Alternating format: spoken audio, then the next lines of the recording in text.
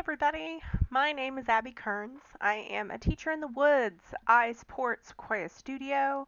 I'm also our math coordinator, so I support a variety of math courses in the woods for our ninth to 12th level students. And I teach biology. So that's kind of a context of how I'm connected to our community. My daughter Josie is in Ocean, and this is our school space at home.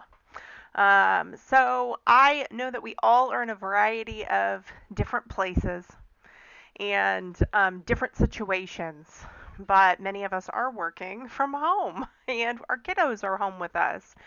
And while we all have different situations, I thought I'd share some tips that were really helpful in Josie and I getting settled and planning a workspace and how we feel pretty successful with our days.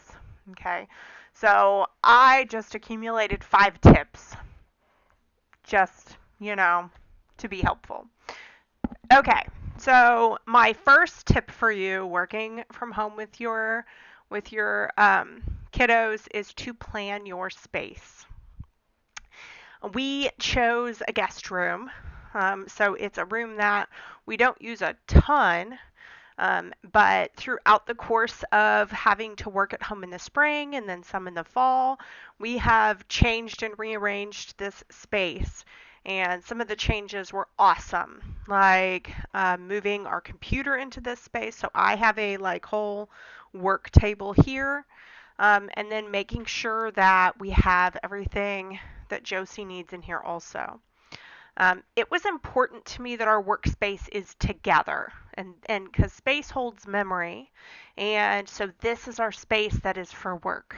And I want to be comfortable getting work done and have her be comfortable getting work done. In order to do that, we also thought through the materials we needed, and what kind of electronic stuff we might need. And like I have a space to film math videos, and she has a variety of different materials, which I'll talk about in the next tip.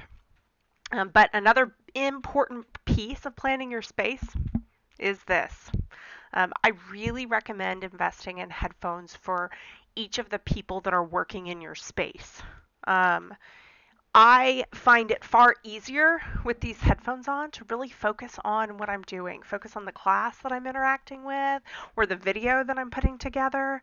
And she might be in a lesson behind me and she has headphones on, and I'm not a distraction to her and she's not a distraction to me because we're able to focus in, but we can still be in the same space. So I really recommend investing in some headphones. And earbuds are probably great. They really hurt my ears, so that's why I went with these. Okay, tip 2, plan choice.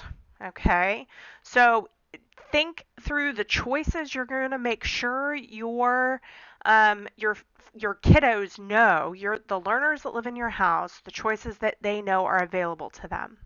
Look through what you already have in your house, okay? This is about finding what books would be appropriate for them and having them in this space already. And do you have manipulatives for them to have a break from the schoolwork, but maybe they're working with some Legos or some blocks or stuff like that. Think through the kinds of choice you want to make available to them to get away from the screen for a minute, but still be in that same room with you. Because if you have headphones, they can be in the room, getting some movement and being in between their work and doing things that are aside from those assignments to get a break, and that can work really smoothly. So think through that and make sure they are in your space, and that your learner kind of knows where they are. We also took the time to really look through the school resources, like what is on the YouTube channel that they posted, and what is the Bitmoji classroom that they have, and let's look through it together. Not on a school day, we just kind of looked through it to make sure. And I think also planning choice has to do with making sure that your kiddo's Chromebook is set up so that they have bookmarks and they can just click on websites you want them to go to. so that when you're focused and they're on their Chromebook, you feel good about what they're clicking on. They're clicking on the specific videos you want them to watch, or they're clicking on Khan Academy or typing.com or the Bitmoji Classroom or even the Studio Classroom I have up there in the bar. So there's lots of choices that she knows that she can go to. The other thing to plan about choice is movement. I know my kid needs a lot of movement, and that's important. And sometimes as adults, we're like, just sit still, be peaceful, sit still and do the things. And sometimes we do that. And sometimes while we're doing work, we need to move. I know that's true at my house. And so moving around the room and even climbing on the bed behind and laying on the bed to do work, all choices that I'm okay with. And if I see her moving around behind me, I still feel good about what's happening because I'm checking in and seeing final work and even working with her some, and needing to get that movement in between I know is important for her. Okay. Tip number 3. So we've talked about planning the space, planning the choices. Tip number 3, don't let all the work time that you are working as an adult in your home overlap with the school time. It is vital for me to have time to work independently. And so I choose to get up and get about an hour of work done in the morning before her alarm goes off to get dressed. And I mean, her alarm for getting dressed is at 7:30. She's an early riser, so she's up playing in her room before then. But I get to have quiet. I'm getting things done. I'm starting my day. I'm making sure I know what I need to get done that day. I've got my appointments written down, checked notes, that kind of thing.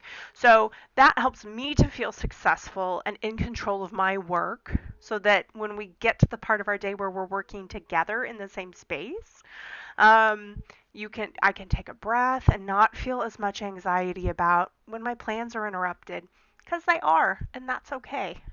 I also have some time at the end of my day, once she is finished with all the things that we want to put in her work log for the day, and it's all checked off, and then she moves to other choice that doesn't have to do with school. Sometimes she still hangs out in here quietly, but she knows that it's my work time and that I need to be able to focus. And sometimes she's able to go and do stuff in other parts of the house, and that's okay. It's stuff that we'd planned.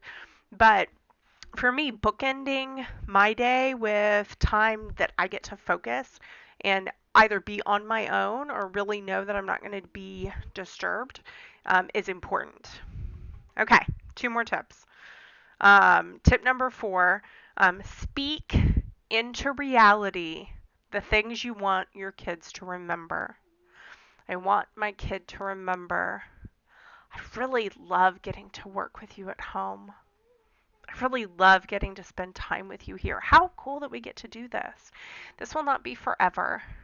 And even though it's hard and stressful, find things you love about it and speak it and talk about it, so that you can both be like, yeah, I really do enjoy spending time. Wow, that was fun today. I really liked hearing you read that book to me.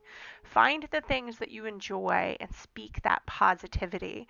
Because even if I'm not in a day when I feel that positivity, it really helps me to be centered, and it helps the perspective of my kiddo, who would much rather be socializing with other kids in a physical classroom. Like, this is hard. So speaking that is really helpful. All right. And the 5th thing is grace. Give yourself a break. Give your kids a break. You're not perfect. Take a breath, shake it off. And some days you got to do the good enough things and try to do better tomorrow. And, remember, we're all in this together. So yeah, if you, like me, are working from home and you have great tips, find a way to share them with one another. But also, please feel free to reach out if you ever want to chat. I don't have all the answers, but I'm sharing the ones that have worked for me. Have a great day.